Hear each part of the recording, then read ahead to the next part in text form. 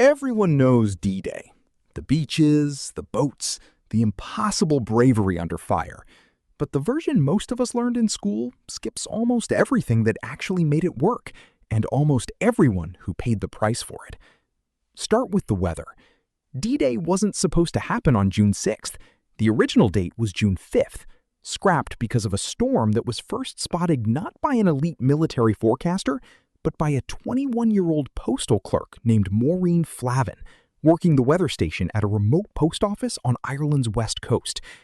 Her readings warned Allied command, and Eisenhower delayed the invasion by 24 hours. It sounds small. It wasn't. The next chance to launch would have come less than 2 weeks later, running straight into the worst channel storm in decades. Wait one more day, and D-Day might have been a catastrophe before a single soldier reached the sand. Then there's the invasion the Germans thought was coming somewhere else entirely.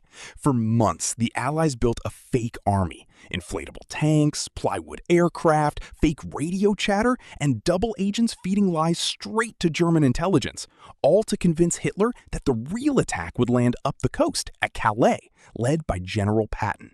It worked so well that even after Normandy was burning, Hitler held back an entire army at Calais for 7 weeks, waiting on an invasion that was never coming. And the numbers most people quote, they're bigger and shakier than you think.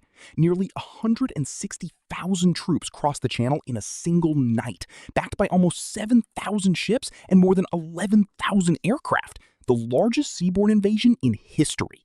But historians still don't agree on exactly how many died that day. Death toll estimates have run anywhere from 5,000 to over 12,000, a gap that's never fully closed. It took a small nonprofit in Virginia decades of research just to build a name-by-name list of the fallen, because nobody, not even the U.S. Army, ever finished counting. That research is anchored to one particular town, Bedford, Virginia. Population barely 3,200. Around 35 of its young men went in with the very first wave at Omaha Beach. Within about 10 minutes of hitting the sand, 19 of them were dead. It remains the highest known per capita loss suffered by any town in America on D-Day. One town, one morning. D-Day worked because of a postal clerk's storm warning, an army that didn't exist, and thousands of ordinary young men whose names most of us will never learn. That's the part that textbooks leave out. History's biggest moments are usually built by the smallest, most overlooked decisions. Which one of these surprised you the most?